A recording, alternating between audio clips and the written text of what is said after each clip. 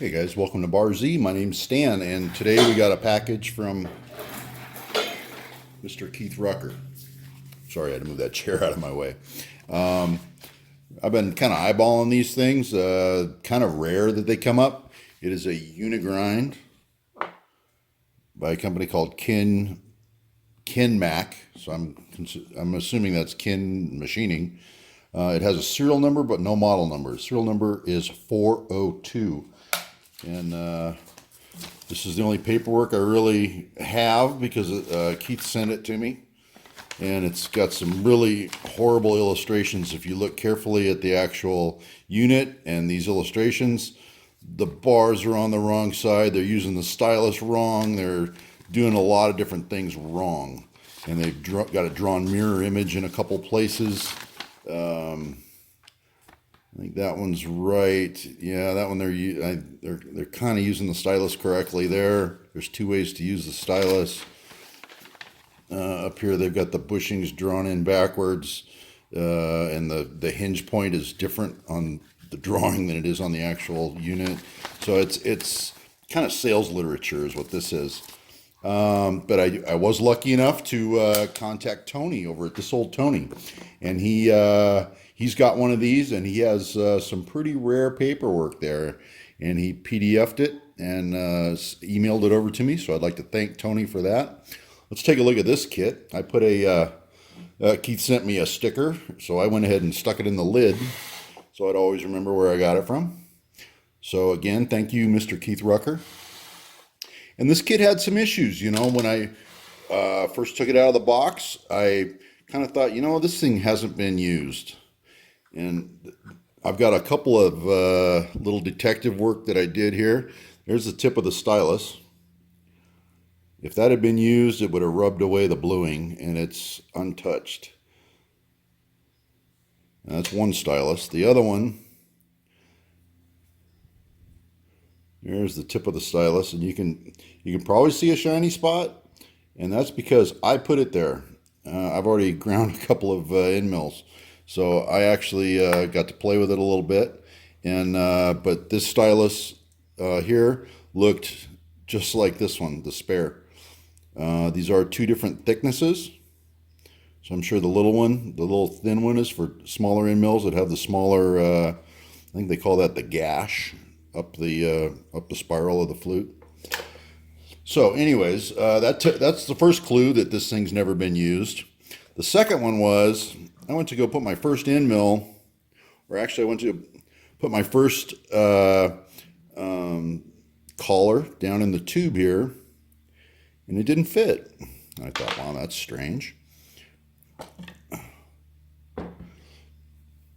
So I tried my first little adapter collar here, and it wouldn't go in. It would go in about 1/8 of an inch, bind up really tight, and it just a really bad fit. So I tried another one. It didn't fit either. And I tried yet another one, and she wouldn't go in either. And see, that one's still pretty snug right there.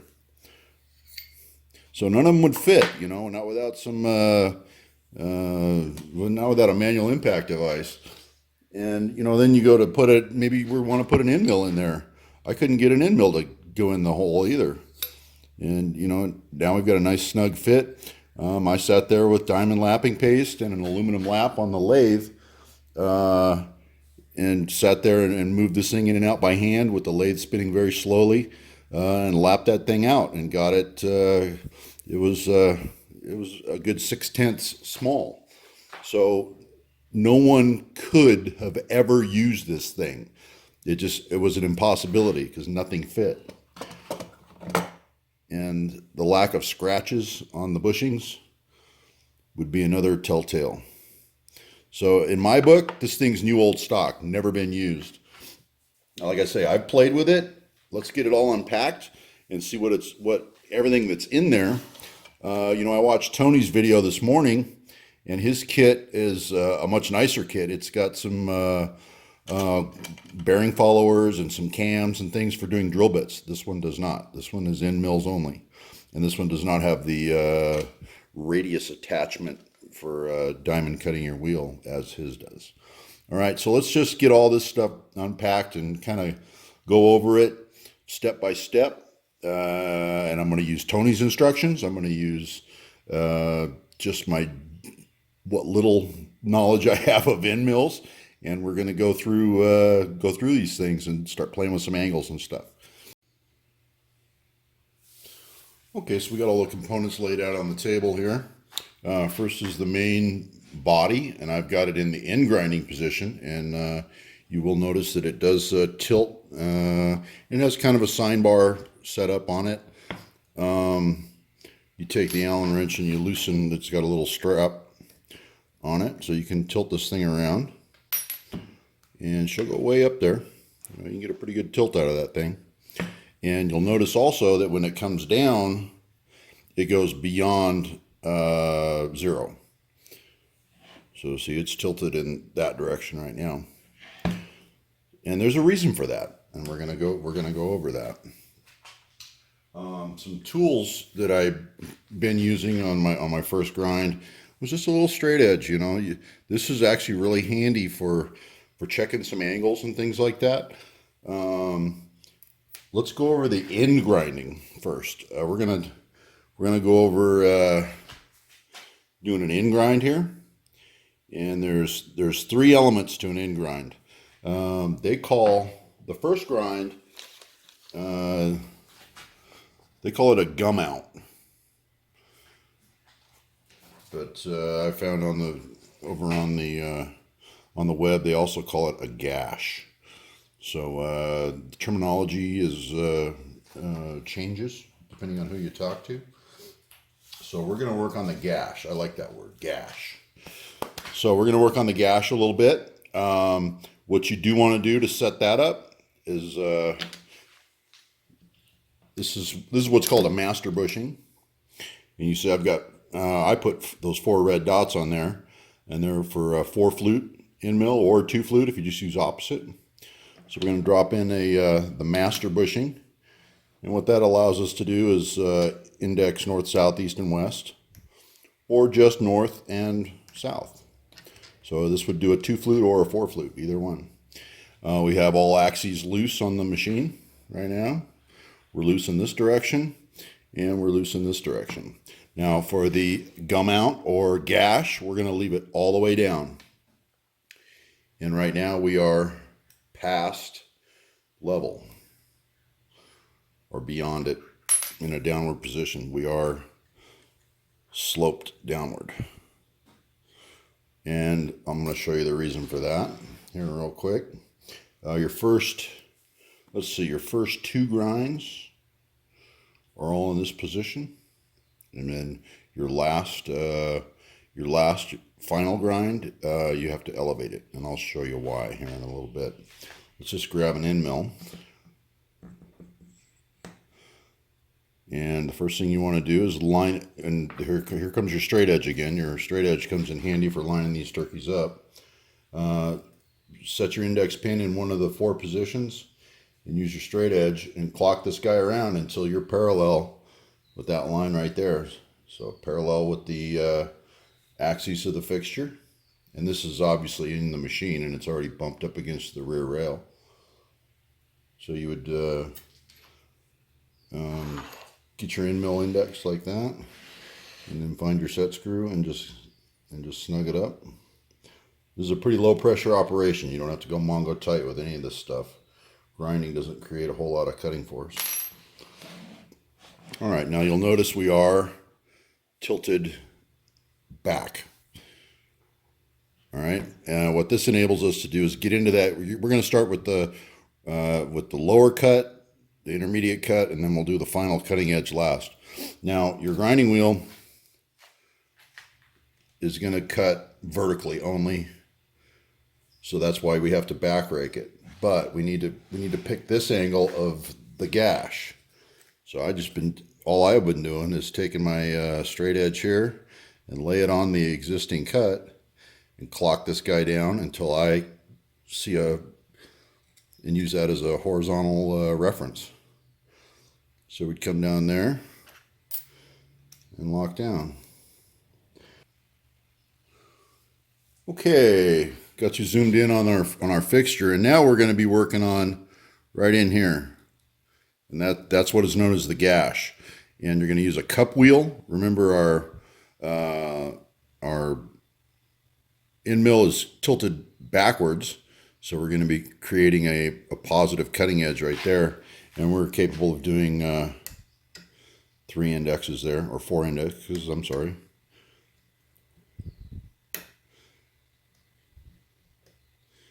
Okay, and that's why we got our red dots, so we land on the right holes. It's color coded. You don't even have to read or nothing. Okay, so that creates the gash. That's this guy right here. Now we switch. We leave it in this position, and we're going to switch to a flat wheel. We've got a cup wheel on there, and we did our little.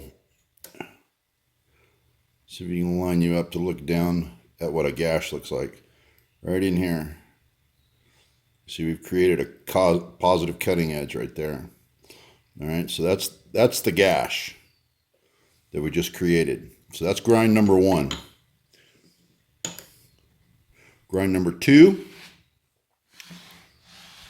Remember, we're tilted down at this lower angle. Now, what the instructions tell you to do is put a 400 thousandths gauge stack, which I just so happen to have right here. Put a 400 thousandths gauge stack down on that pad right there, right down here, and bring it down on that.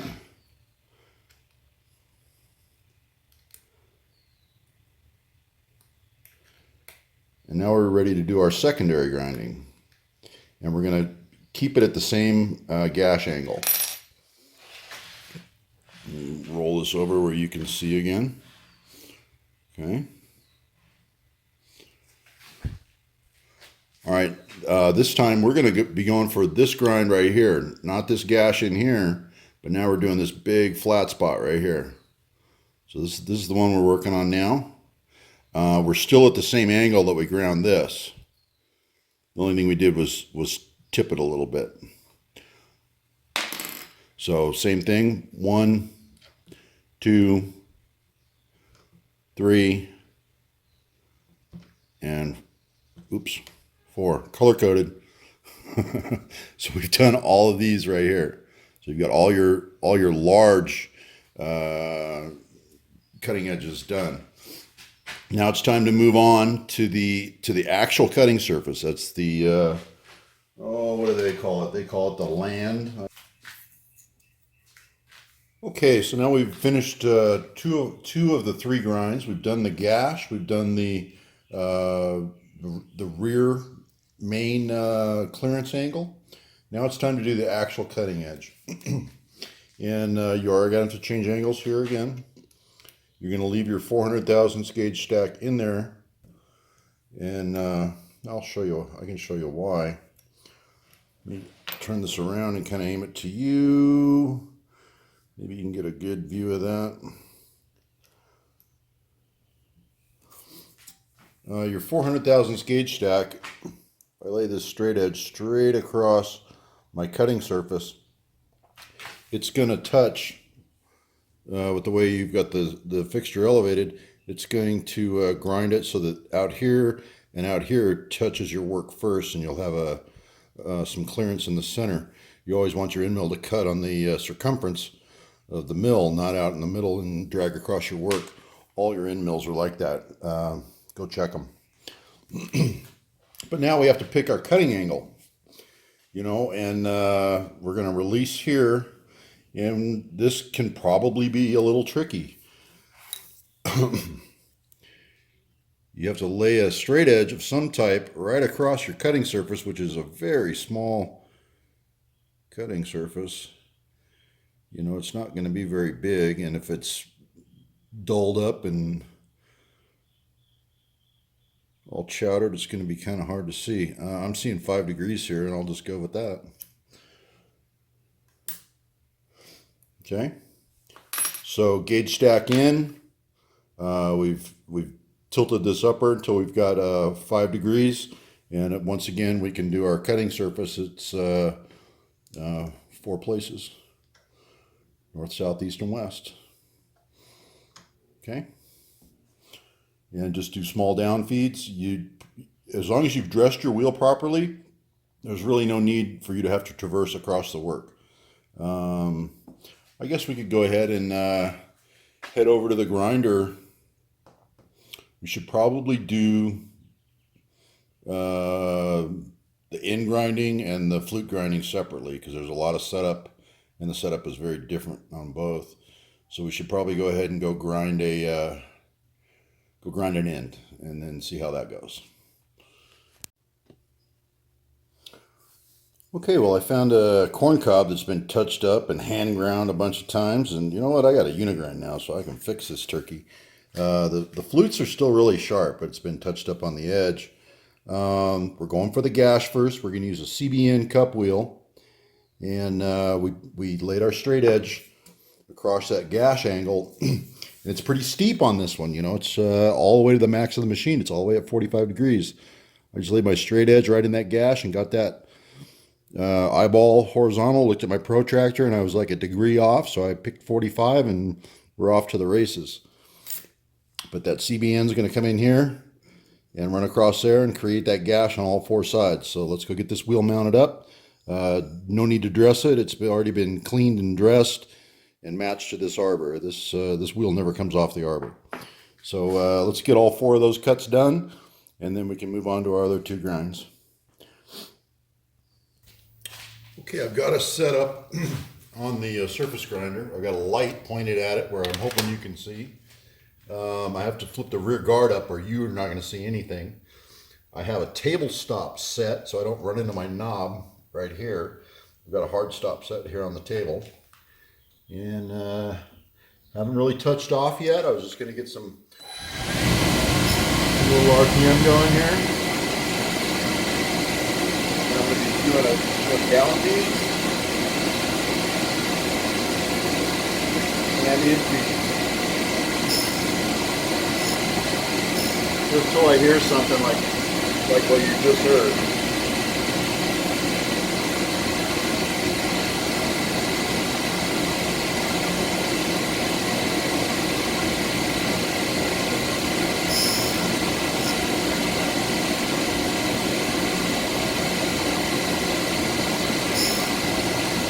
Alright, so now we've heard in on all of them.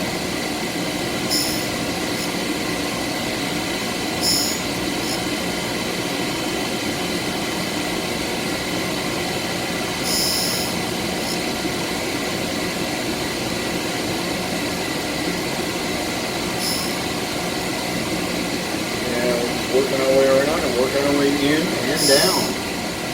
Alright, we're going to work on a down stream now.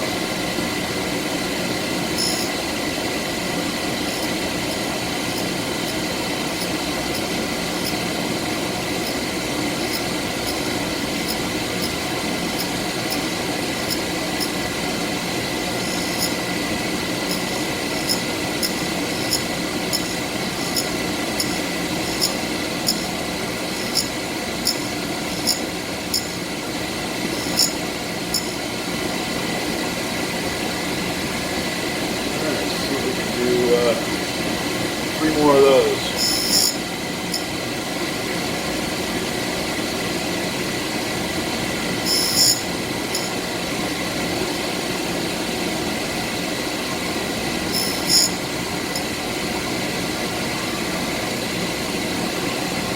Pardon my head.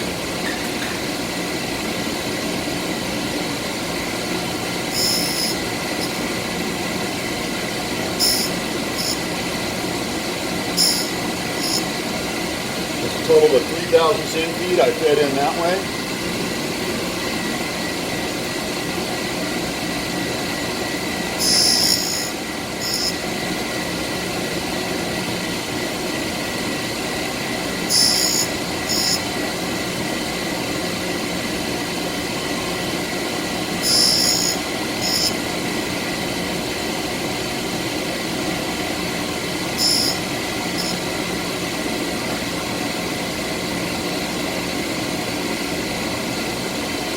nice about this, you can pop it out, take a look at it, and it goes right back in.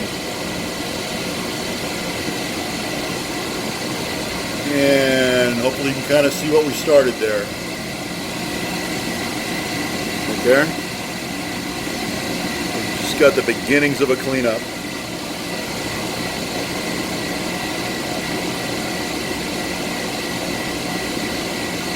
Yep, we got some more to do.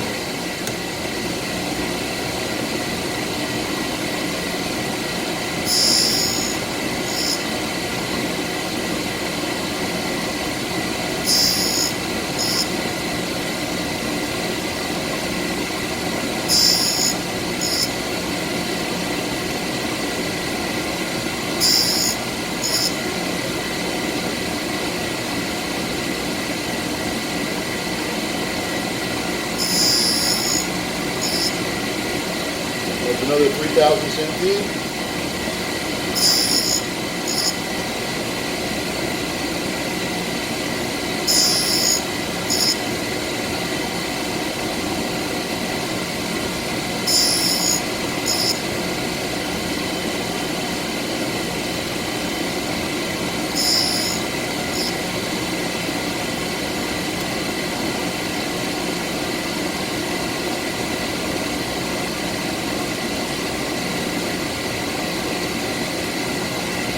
Alright, well, we've moved all the way across.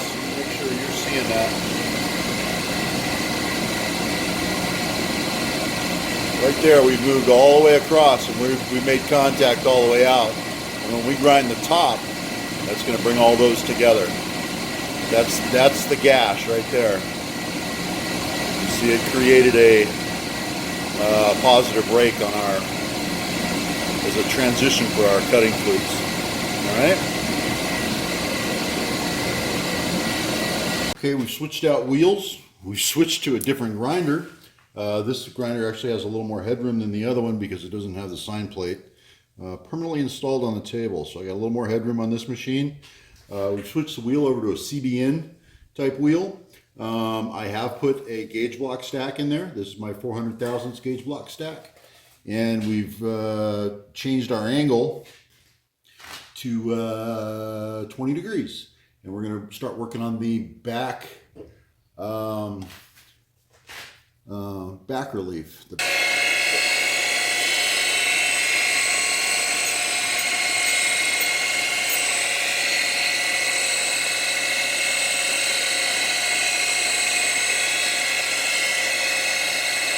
Okay, just touching it.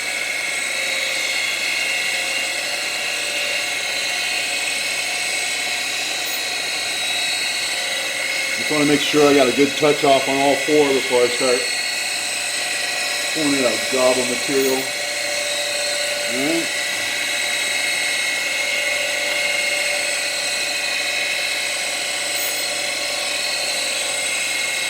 Now we got a little touch off on all four.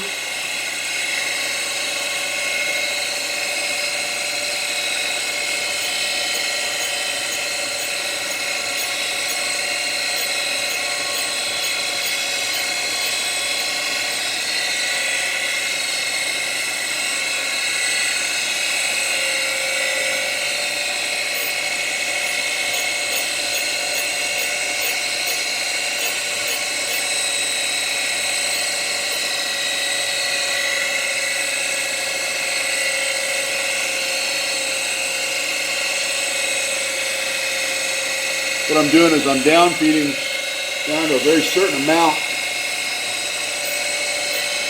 on the hand wheel in each position to get us to get the bulk of the material removed. I'm just using one of the increments on my hand wheel.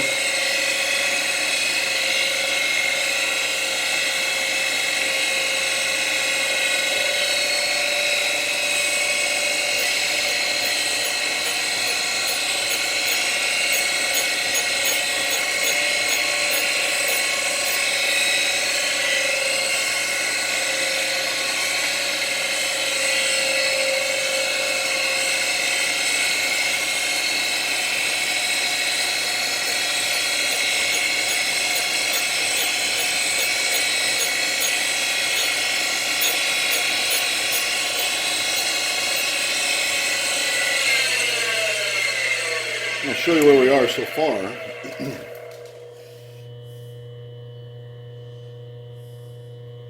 Okay, we're plowing an awful lot of material out of there. But what we have to do is we have to thin up. Get a little farther away. What we need to do is we need to thin up the cutting surface, because we're going to be thickening it up as we grind it. So we pretty much need to cut this almost all the way away with that back relief. So we're going to keep going with it. Maybe another 10, 20 thousandths will get rid of it.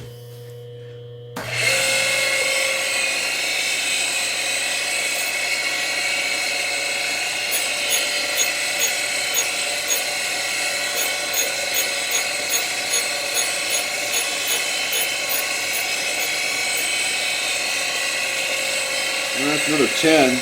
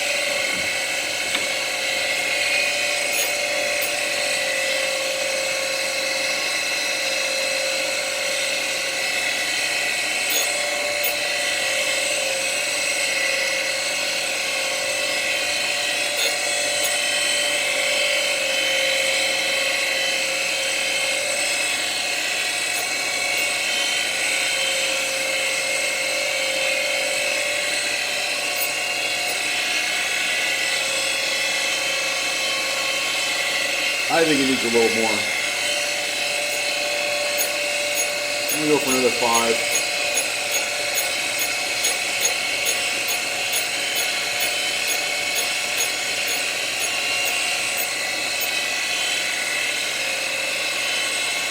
I just want to make that leading edge pretty much disappear, and then we're going to grind it right back.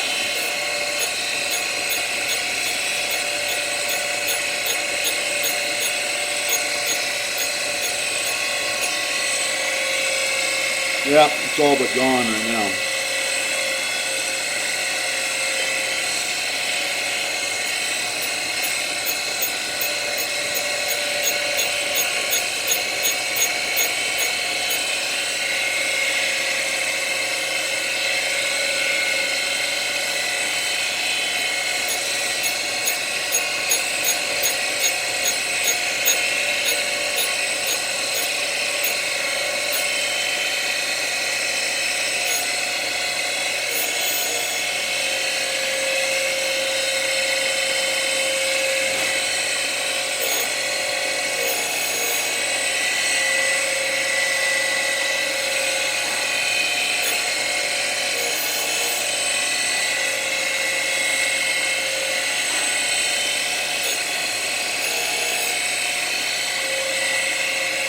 Okay.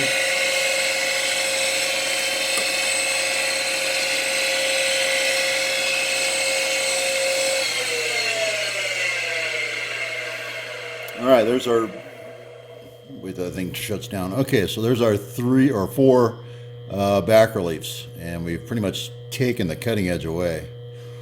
So that's next.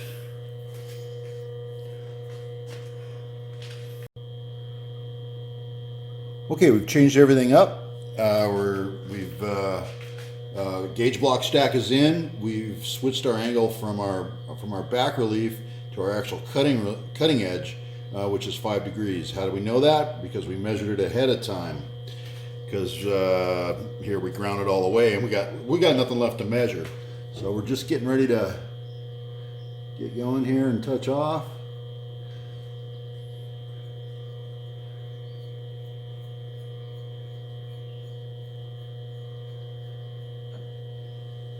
All right, let me kind of reset my dial here so I know where I'm at.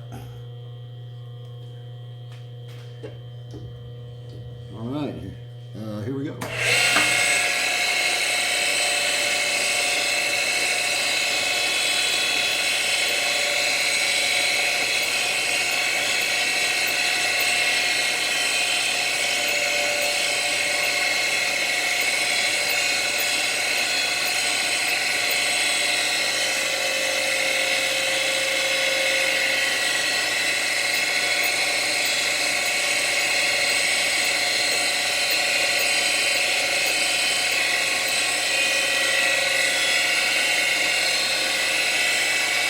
Okay, I came down, after I first made contact, I came down 10,000.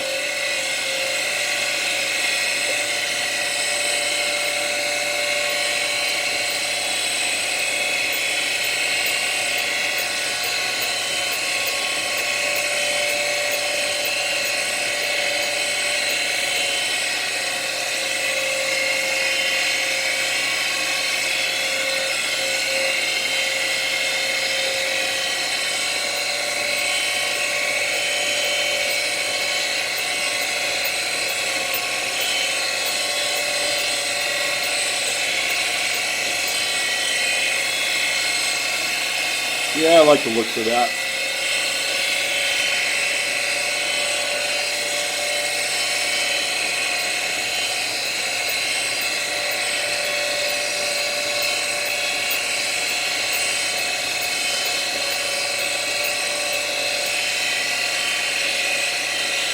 Now I'm going to come down another 1/2,000, and without touching that wheel, I'm just going to go around and do all four at exactly the same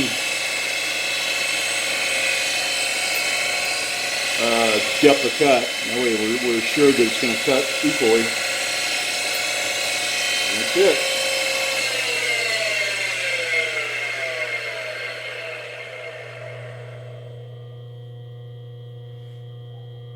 Okay.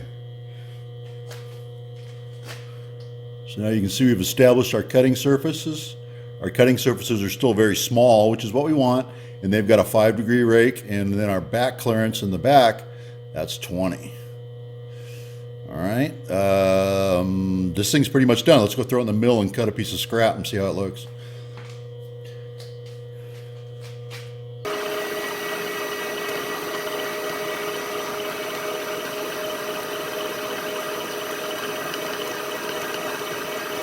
Well, she's moving right along. Chips are pretty much what I'd expect from that mill.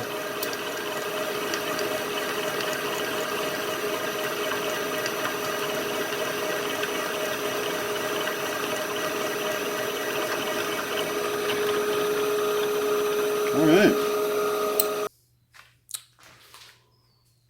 Okay, well we're wrapping this up, and I don't know whether you can see it. I can certainly see it. If I lay my straight edge across there, it's definitely got that dish in the center. So that was with the 400 thousandths gauge block stack under the Unigrind. Right down there, you got 400 thousandths gauge stack. You know, this video is probably running a little long, so maybe we'll save the other one for part 2. I'd like to thank Keith Rucker for the Unigrind itself. I'd like to thank this old Tony for the great instruction sheet that he emailed me. And his video helped me out a lot in getting this set up. So that was awesome. So thanks to the YouTube guys for coming together. And stay tuned for part 2 where we start grinding some flutes. But not those. I don't know how to do those. All right, man. Thanks for watching.